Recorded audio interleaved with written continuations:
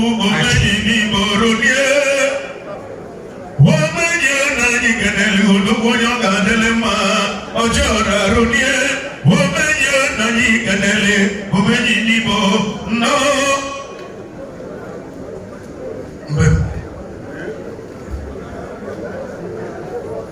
Ohaneze Ndi Igbo ekele m unu. Igbo kwe because I rest on the existing protocol.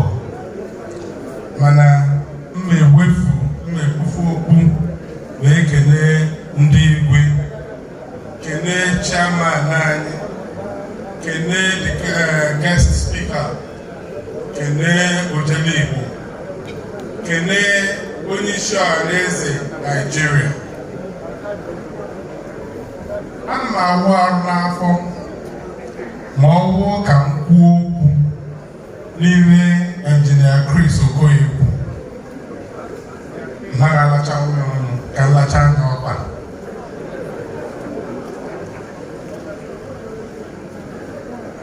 Ọ taa ka m gbanwee n'etu m si nne Ohaneze anya.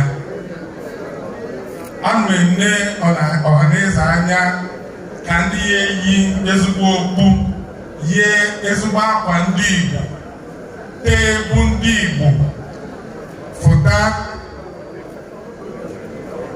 mee mkpọtụ,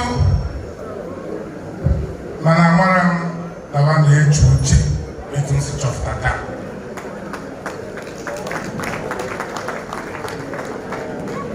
Anyị bịa chee na Ohaneze anaghị enebanye ihe niile anya.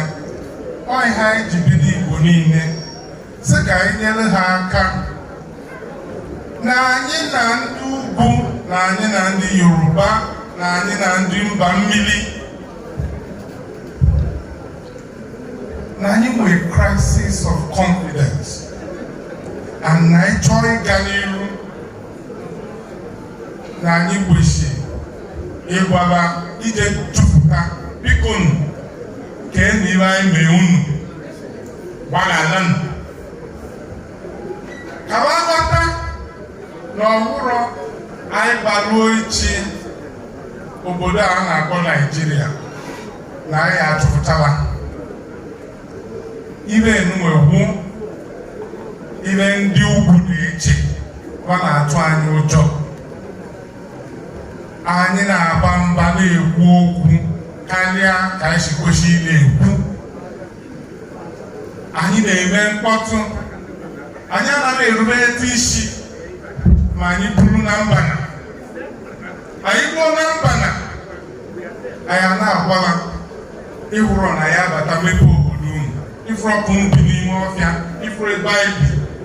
O nwere ka ikwete oyi ma ị na-eme etu ihe anyị a na-emewu ịfụrụ onye anyị nyere ala na-enye anyị ana, ụmụ ike nye anyị ana tọrọ ọbụ si anyị lụba, mana anyị pụta anyị akpọọ n'iyi, anyị gosiri nkarị ka etu ụdị onye si ewere ọnọdụ ọchịchị nye anyị. Ọ fere arụ ka anyị gwa ụmụ anyị eziokwu. Ihe m na-achọ before ntinye ọnụ n'ime guest speaker ka anyị jụọ n'onwe anyị ajụjụ. Igbo, kedu ihe unu chọrọ? Anyị a na-ajụ onwe anyị ajụjụ. Igbo, kedu ihe anyị ga-eji ihe anyị chọrọ na-eme? Ọzọ mma agwakwa anyị as an advice, can you do very careful in choosing our fight? After nụrụ ndị Yoruba ọgụ June 12, anyị anọ n'iru. Nke ndị Niger Delta, anyị anọ n'iru. Ibe anyị na-agwa obodo Nigeria gwụ n'okwu anyị anaghị ekwu okwu. So ọ nụrụ anya na Igbo ebinye ewere ọgụ anyị nọ chaadị n'iru si na ndị achọkwa Biafra ọzọ. Biko anyị kwesịrị ịjụ onwe anyị ajụjụ, gbanwee omume anyị. Ọzọ na-apụta aka bụ our appraisal system na Ndi Igbo. Ama m n'oge ndụ obere fada na-aga na ụkọchukwu anyị bitụrụ enyi aka n'akwa that day anyị ejebe n'igwe. Anyị hụ onye nkụzi anyị nọ n'ụlọ a na-agwa anyị, mama anyị na-agwa anyị mee enyi etu anyị asị a na iwe onye nkụzi anyị kwu nke onye nkụzi anyị kwugwu nke ka oge gboo ahụ onye kwu okwu mmemme ọzọ o kwuru n'okwu okweme gịnị okwempe, mana kịta ndị amawa ndị na-ezu ori na-echiche ọzọ nọ n'isi ọzọ. Anyị ga-echenja prison system anyị.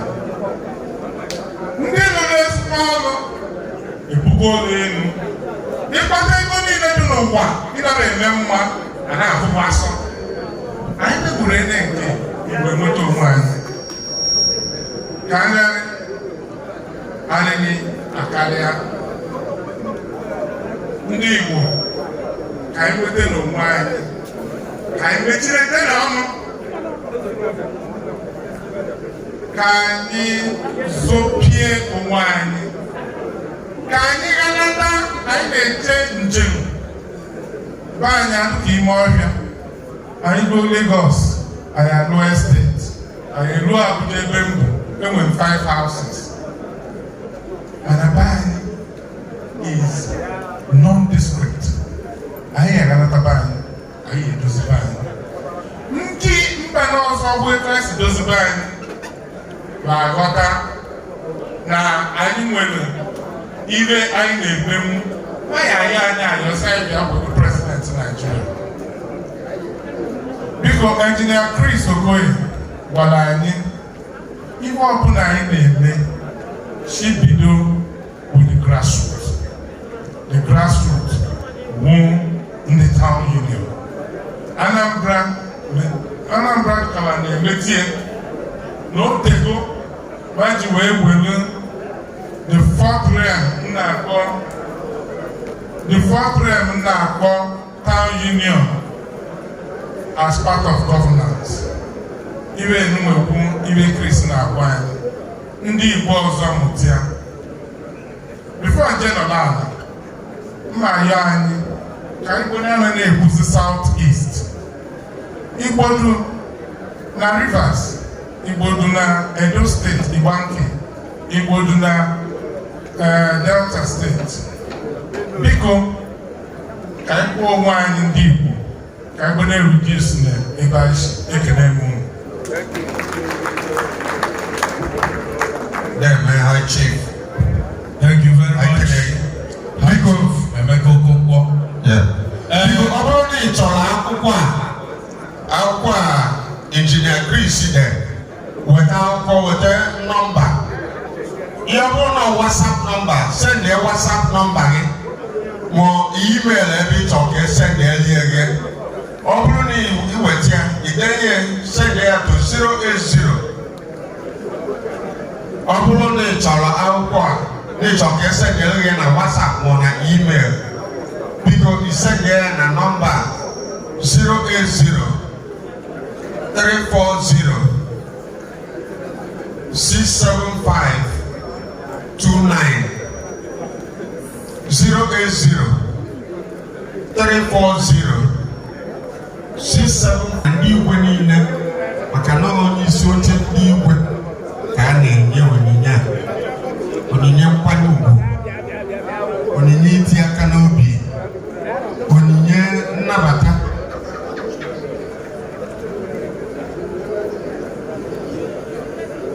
Thank you. Anyị na-aba na award kịta. Ohaneze, biko ihe nkwanye ugwu a, ihe ọ na-apụta tata na bido tata gaba na His Royal Majesty Achebe Agbogidi the Obi of Onitsha n'onye nwabuzi Grand Patron ndị Ohaneze Ndi Igbo nke Anambra Steeti. Anyị si ebe a pụọ, anyị ga-ede rịpọtụ ndị national na ebe anyị jidobe all the national ga-eframes this award wee welie bunatakwa mana tata anyị ga-aha ndigodi ova o nwee ebe ike anyị bụ nwee ebe ọ gafere agafe. Onye ga-present the award bụ the chairman, His Excellency Chief Val Nneto Ozigbo afọ otu ekemenata gbọgalụ.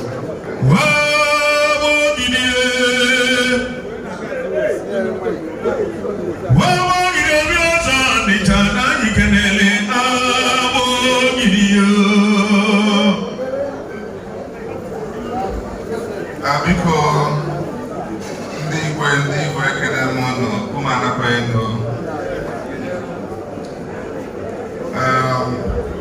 ọ nnukwute obi aṅụrị ịbụ onye na-eprezent nnukwute awọd nnukwute ọkwa nke a na-ewejelụ nne anyị na ndị ezigbote nwoke Agbogidi, His Majesty Igwe Alfred Nnaemeka Achebe, the Obi of Onitsha.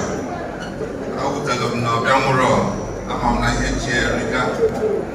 I will see, I will aha, Ndi Ohaneze Ndi Igbo worldwide, Anambra State chapter, where Olunukute Ugunka Wepanyelie as Onyega Abuzi, our grand patron. I will say the award is here, England. Because I'm not going to feature in Moche, but I can feature local. When you feature Agbogidi Oche, I've been able to feature Oche.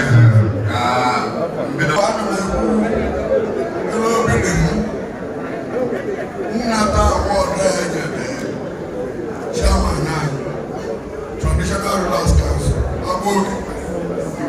Anapụtali anya ana m ekwe nkwa na awọdụ enyelie ga-abụ nrụsi ọrụ ike anyị niile na-eje Ohaneze elekshọn a na-eme anyị na-eso enye ya bụ na ana m ekwe nkwa na awọdụ enyelie ga-eme ka ọ rụsie ọrụ ike karịa ka ọ na-arụbu arụ na alụrụ. I got to go back. now look at that.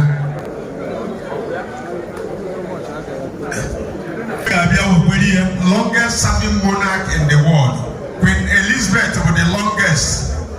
When Queen Elizabeth go away by the time Nigeria.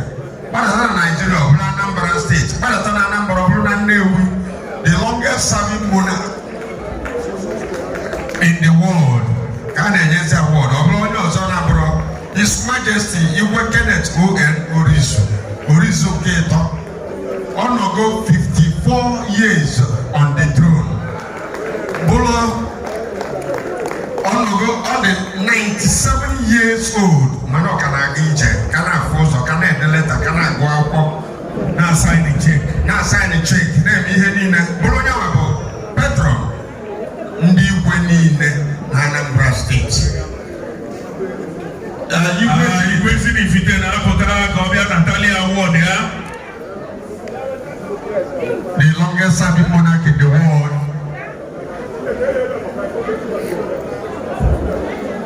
Ndi Igwe daalụ.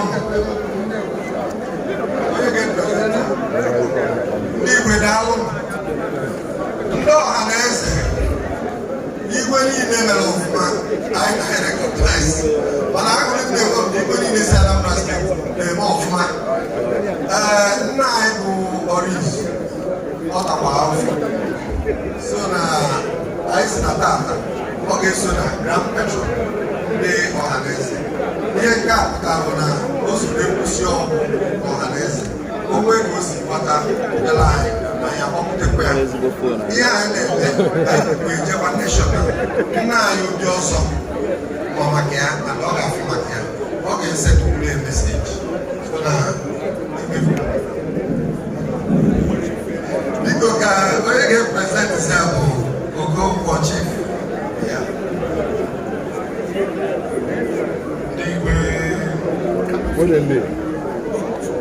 n'aha Ohaneze Ndi Igbo Anambra State Chapter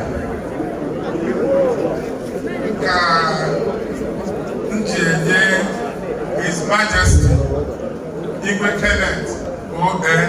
Orizu III award a ndị Ohaneze Anambra si na ọ ya ahụ Grand Patron.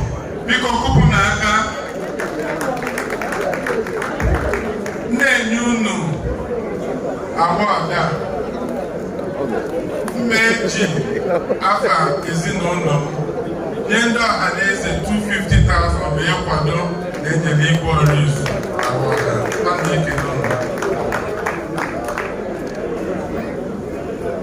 N'aha Ohaneze Ndi Igbo Anambra Chapter, His Majesty Igwe Kenneth O.N. Orizu III, anyị emeghe Grand Patron.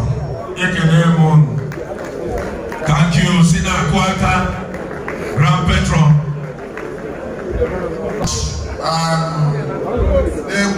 The National President Ohaneze Ndi Igbo Anambra State Chapter na ndị niile onye ụnụ nọ n'ụbọchị taa na-enye ọnọdụ nke Grand Patron of Ohaneze Ndi Igbo. Ana m ekwu ụnụ mkpa na ozi unu ziri anwụrụ ọkụ ga-eru eluigwe aka. Na-ekwekwazị ụnụ mkpa na ya nwa bụ nna anyị n'ebe ọbụla ọ nọ n'ebe ọ na-ebe ebe ka ọ dịrị ụmụ Igbo mma. Onye nyere award taa bụ the oldest traditional ruler enwere in the world and the one of the youngest traditional rulers in the world bụrụ onye natara the award wee mara na ọ bụ obere ihe wee na-asị na ọ ga-adịrị anyị niile mma n'aha Jizọs.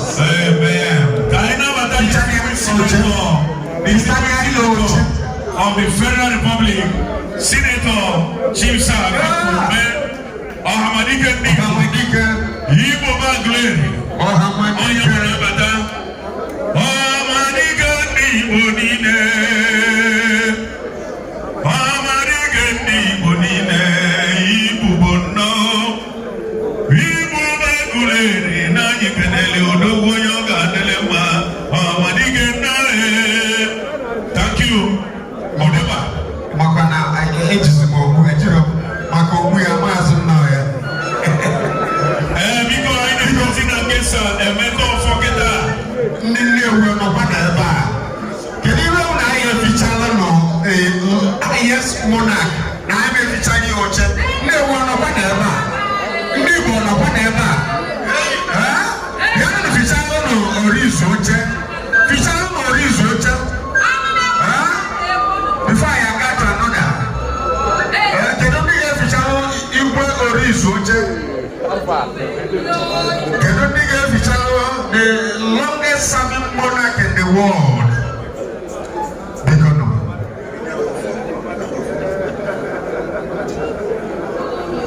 Sagi, Kaina Konitesi, Sa Emeka Ofo. Can you represent here Satoni Gobogotewe? Odeba, Yaki had the Ayova, the award. Sagi, Sa Emeka Ofo. Odeba.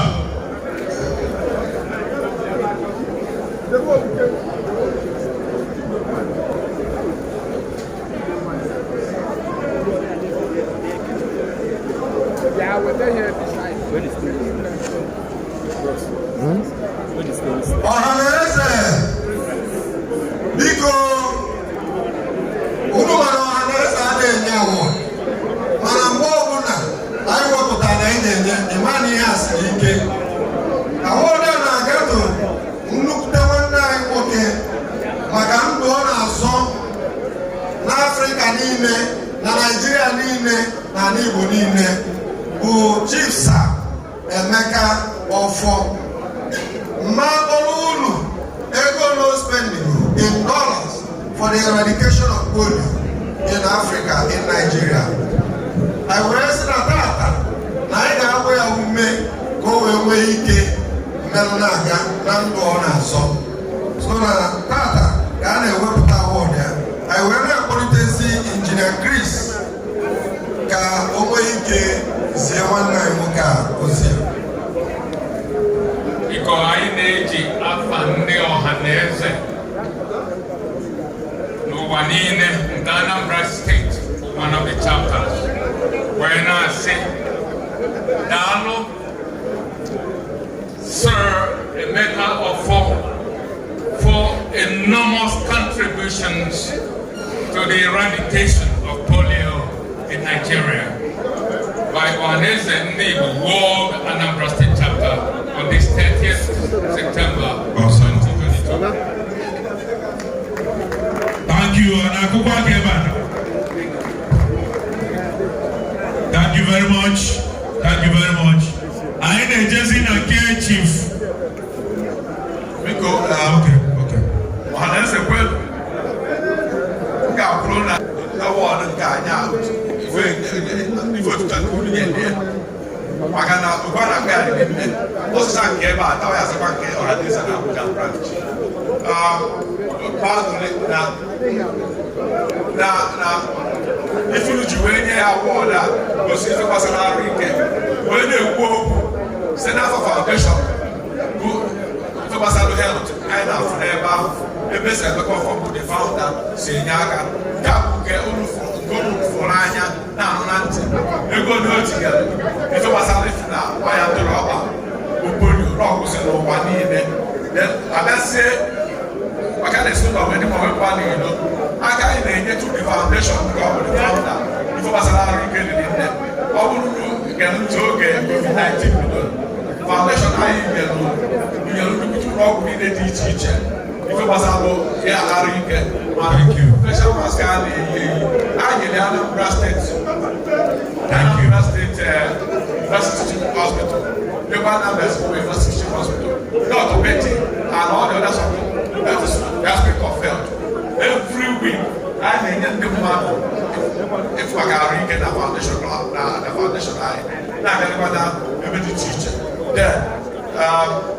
ife gbasara arụ ike nke a bụ nke polio ọ na-afụkwa maka ọgwụkwa ndị onye na scholarship akwụkwọ ka fa chie zụọ ife gbasara anya maka glaucoma very serious eye problem.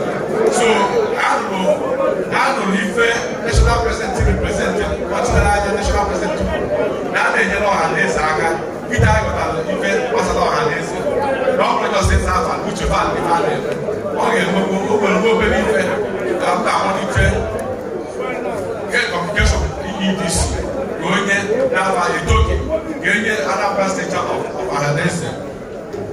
Thank you. Igbo mama nọ onye nchinya nzelu biko ha na-asị na ihe mkpụrụ ya kwụnyere ya EDC na Sir Emeka Offor Foundation ofu ihe ka anyị chaa anyị dịkwa n'ebe anyị ịdọnye ukwu iji wee na-ekwukwa na ihe a na-eme ebe a dị anyị mma. Sir Emeka Offor bụ onye anyị ma ihe gbasara ndị Igbo na ọdịmma ndị Igbo na anụ ọkụ n'obi, so o zitere anyị si ka anyị bịa nọnyere Ohaneze Ndị Igbo n'ihe a na-eme taa, wee nyekwa anyị nwa obere envelope cheki dị n'ime ya, check of 2 million si na ya ji na-akwado 2 million naira. Ndewo. Biko kedu onye ga-abịa na ife abụrọ chek bịa nọ Odeba na-ata n'ego n'abalị ndị na-arụ ọrụ kwuo okwu ego na-arụ ọrụ na Sir Emeka Offor Foundation. Anyị ga-eji 100,000 wee kwado award enyere workers founder management of Sir Emeka Offor. Chef bụ onye isi Ohaneze na-ekwusigo ga-abịa ọfịs anyị enye eji chek na ọnụrụ nne. Thank you. Thank you. Can take 100,000. And 2.2 million. 2.2 million.